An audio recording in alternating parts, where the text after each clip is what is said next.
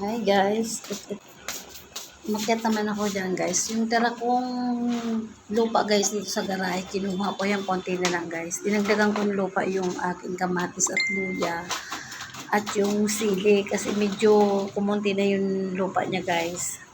Tapos ngayon, pagkatapos yan guys, diniligan ko yung lupa na yan. Ang taba na guys nung dahon ng sili, pero wala pa siya guys parang may bumubukol pa lang na bulaklak, pero wala pa siyang bumubuka. Kahapon lang yan guys, kasi ngayon ko lang to ini-edit yung aking vlog kahapon. Tapos yung kamatis ko guys, may na siyang bulaklak, pero wala pa siyang bunga, yung pinakaano niya talaga wala. Ang taba din yan guys. Tapos yung sa baba ko guys, hanggang 5 pa lang talaga yung bunga ng aking kamatis, yung dalawa. Malaki na siya guys, kaya lang hindi pa siya nahihilaw. Pag medyo mapula-pula na yun guys, kukunin ko na siya. Baka malaglag, sayang din naman. Ayun guys, so kukunti na lang yung yung lupa.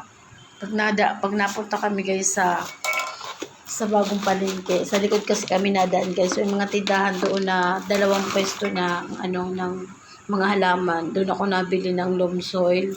Tapos yung nabili kong talong doon, kinain lang ng mabait. Sabi ko pa naman, pag nalagas na tong aking sili, ay yung kamatis, bala ko yung buhay na guys, tatanim ko doon sa medyo mataas na talong. Gusto ko yung talong, saka okra sana. Ayan guys, naghugas muna ako ng kamay. Tapos didiligin ko na dyan yung aking kamatis, luya. Yung luya ko dyan guys sa taas, ang taba din. Lang yan guys, dalawang maliliit na hiniwa ko lang dito sa aking luya. Kasi yung isa, kinagatan, yung nakakaakyat na dyan guys, yung mabait. Tapos kinagat niya, hindi niya nakayanan. Yun, yung kinagatan niya, namatay yun guys. Yung isang tinanim ko, yung pinaka dahon niya, namatay yun guys. Bali 2 na lang yung sumibol ng aking luya dyan sa taas. Pero ngayon ang taba niya na. Tapos yun guys na ko bawang. Ang gara niya guys, naghapay na yung dahon niya. Ginawa ko, sinampay ko dyan sa nilagyan kong harang.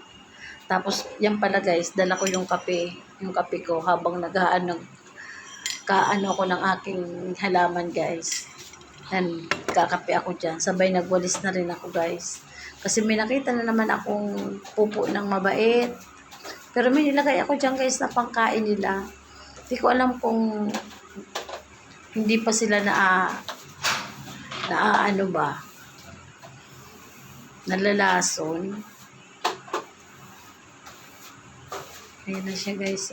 Sinampay ko yung uniform ng apo ko. Yan guys, medyo tuyo na yan. Hindi ko lang tinanggal pa kanina kasi nagkakape pa nga ako. Tapos pagdating dito sa baba, ang dami kong ginagawa. Ayan guys, ang taba na ng luya ko din dyan sa taas. Lalo yung sa baba guys, ang habong niya talaga. Ayan guys, ang taba ng dahon ng ko. Tingnan nyo guys, wala pa talaga siyang bunga. Tapos ito naman aking kamatis. Ayan, may bulaklak talaga siya guys. Kaya lang wala pa siyang bumubukol. Puro lang siya bulaklak. Ayan. Kailangan talaga niyan guys, araw-araw didiligin mo. Kasi minsan nakalimutan ko, humapay talaga siya. Kailangan talaga sa kanya